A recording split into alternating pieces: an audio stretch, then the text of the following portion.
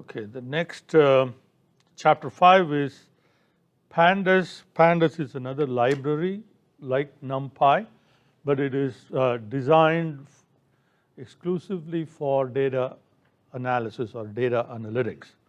So this is the one that we will be using quite often and quite regularly.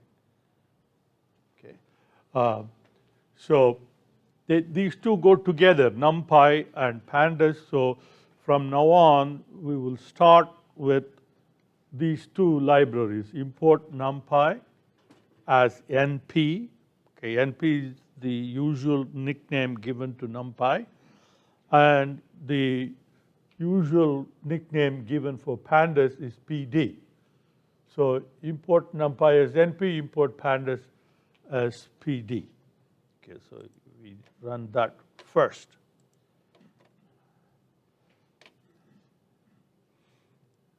Okay. Now there are two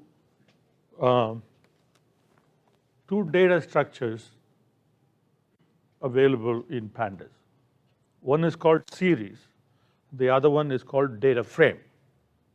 Okay, series is just a one-dimensional array. So think of ND array from NumPy, okay, except that NumPy can have many dimensions, right? Now think of it as just one dimension ND array. So that's just one dimension, that's it. Within that one dimension, it has all the properties of NumPy, so which means they have to be that one-dimensional array will have to be, all the values must be of the same data type. If one is integer, then everything else must be integer. If one is floating point, everything must be floating point, and so on. Okay, and in addition to that, it has some additional properties, like it has an index associated with each position, the default index being 0, 1, 2, 3. So one-dimensional array-like object, all elements are same data type as NumPy. Okay, and then we use this function PD, because it comes from Pandas, dot series. And series, notice that the first letter is uppercase yes. Okay, so that's the function that we can use. So if you have a NumPy array, or if you have a list, if you have a tuple, and you want to convert that into a Pandas series, then you will use PD.series and then give the name of the object, tuple or list or NP array or whatever it is. So that would convert the given object into a Pandas series. Okay, the data type is coerced into what is most common, or in the data type that all elements can be represented in. Okay, so if there is one string element, then everything will be string element, because string element cannot be represented as anything else, but the other elements can be represented as string element. So everything will be string element. If you have a floating point value, then everything will be floating point value unless there is a string element. Then the floating point will be string element now, because string element is the data type that can accommodate everything. So the ordering would be, okay, so like integer, then string element, Boolean, integer, floating point, Boolean, and string element. So that would be the sequence of coercion. And then series has an index associated with, so each position has a name associated with that position. And this is very important, because if you want to, unlike NumPy, when NumPy, if you have two different arrays, you want to add them up, the one with smaller shape is broadcast into bigger size if possible to match, right? Here, it will match the index. One index from one object and the other index from the other object will be matched up. So it is very useful to have an index, and of course, optional, the default index, if you do not specify an index yourself, then Pandas will automatically assign an index which is 0, 1, 2, 3, and so on. Okay, so that would be the index, and it is stored as an index object. Okay, so creating a Pandas series. Suppose we have data as a tuple. So you have a tuple here 4, 7, minus 5, 3, 7. So then you do PD, okay, uppercase S series T1, then that is converted into a PD series, Pandas series, and the data type is integer. 4, 7, minus 5, 3, 7 are the values, and the numbers that you see to the left, that's your index. We did not specify an index, so Pandas has automatically assigned the default index 0, 1, 2, 3, 4. Okay.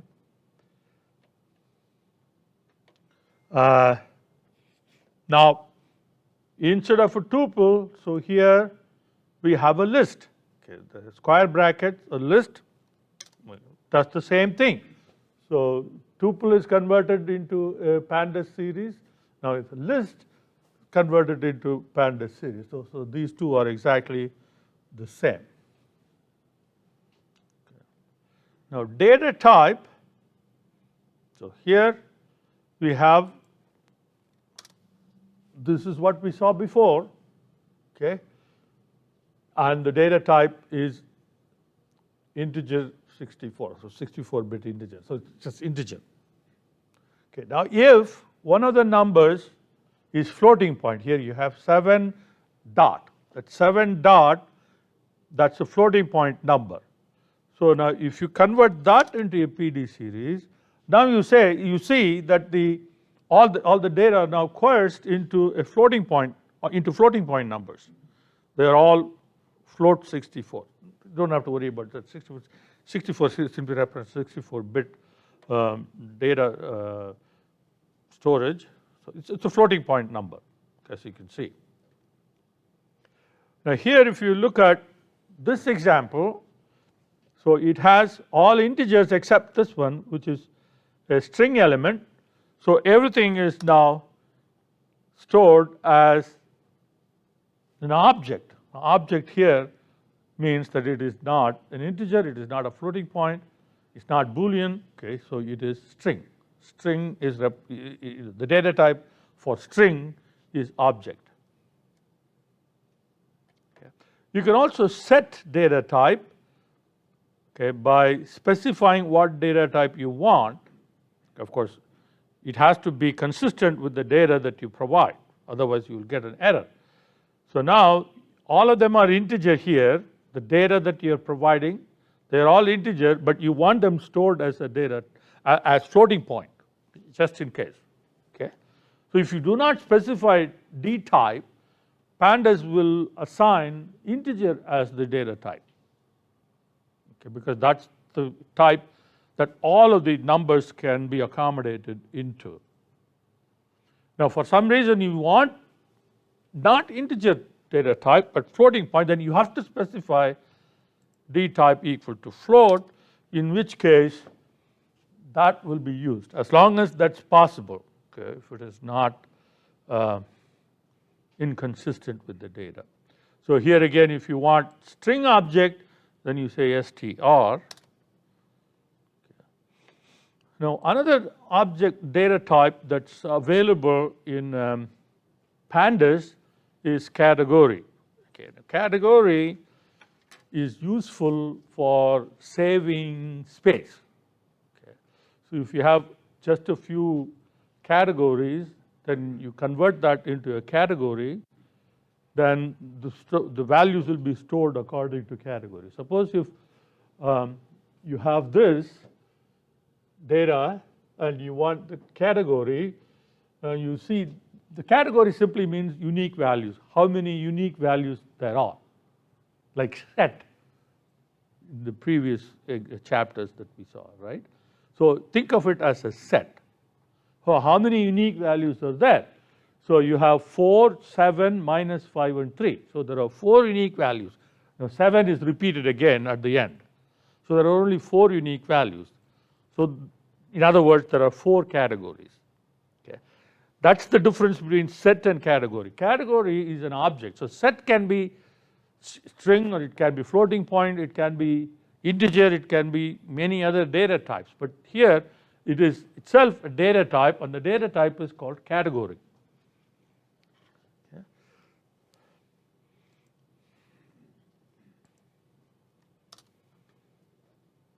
Okay, and gives you what are those categories? Minus 5, 3, 4, and 7.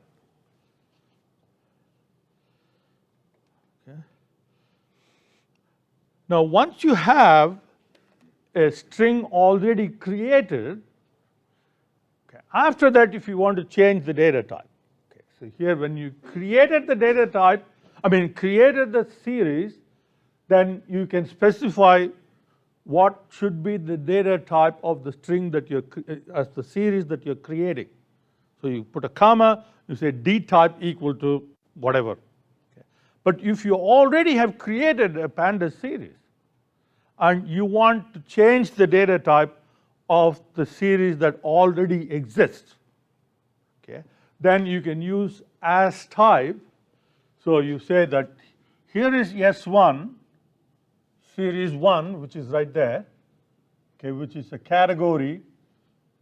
S1 is category data type, right? And I say I want to convert it into floating point. So S1 as type float will change the data type to floating point. Of course, if that is possible. If that's not possible, if you have a string object in the series that you're providing, it's going to give you an error because it cannot convert a string object into a floating point. Okay. If it is not feasible, then you'll get an error.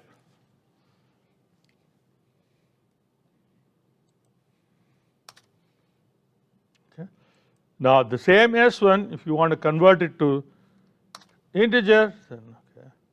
Now that integer converted it back to category. Okay. So as type can be used to convert the data type of an existing series. Okay.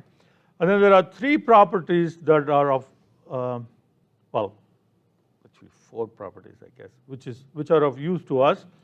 Okay, you have property called D type.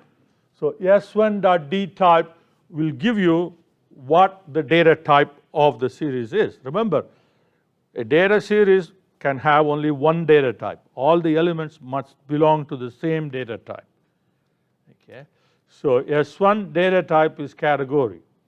S1 shape, okay, so there's only one dimension for string, so it's always going to be one dimension, and the number that you see will be the shape, how many elements are there in that one dimension.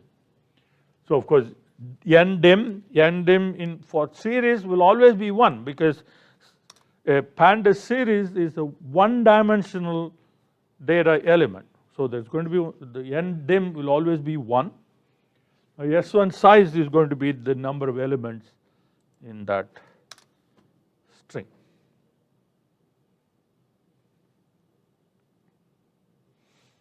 Okay.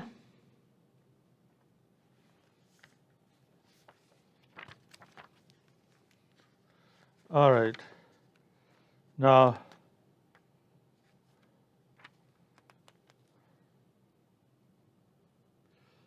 we have a tuple here. So let's copy that tuple into TQ1. Okay. All right. So now if you want SQ1, you want to convert that into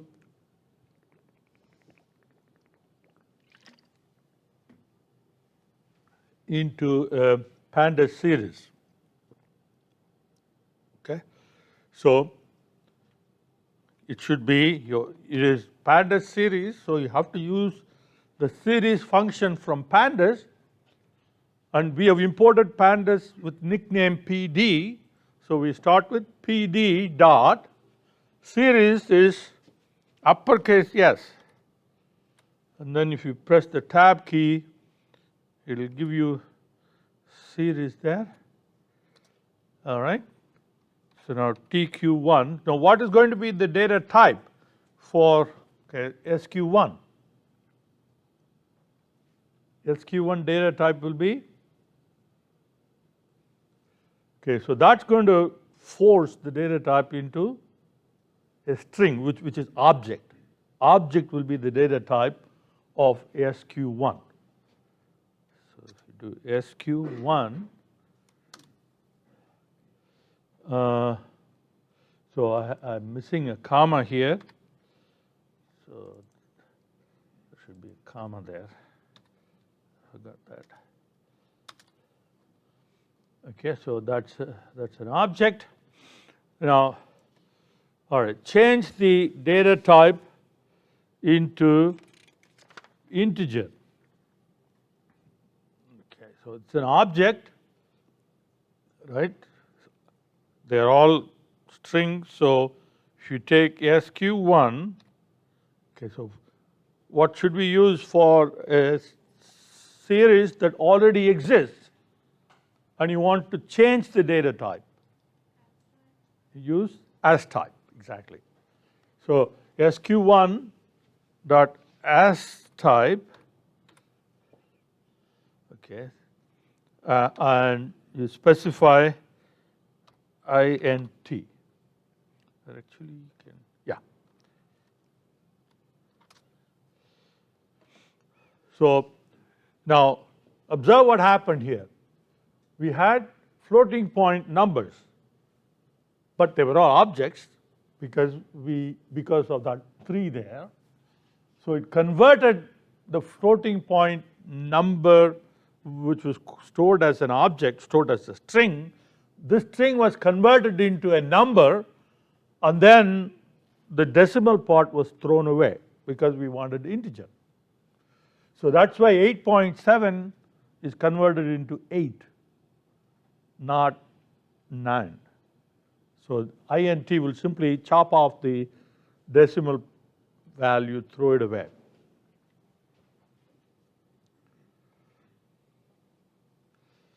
Okay, so create a pandas series from here. So let's call that L3. Okay. So we have a list, okay, and we want, so we'll call this SQ3 equal to PD series L3. Okay, now if you did that, then you'll have integer as the data type, but we want category. So that this time we don't have to use as type because we are just creating the pandas series. So we can specify the data type inside the function PD dot series. So L3 comma D type equal to category within quotation marks. Okay, so that will, you see the display is the same like before, but the data type is specified as category, and then it tells you what those categories are. The categories contained in the data are 2, 3, and 4. There are 3 categories.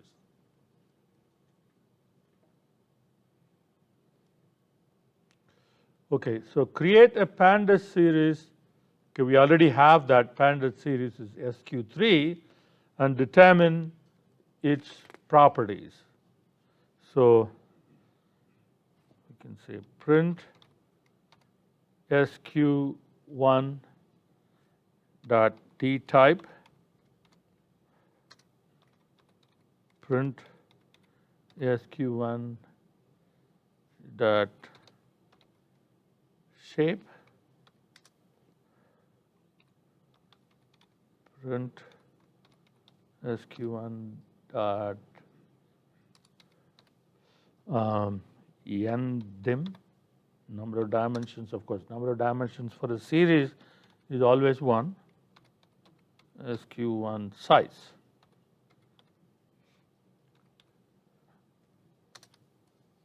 So it's of type object, I'm sorry, type is object, actually categories, okay, shape is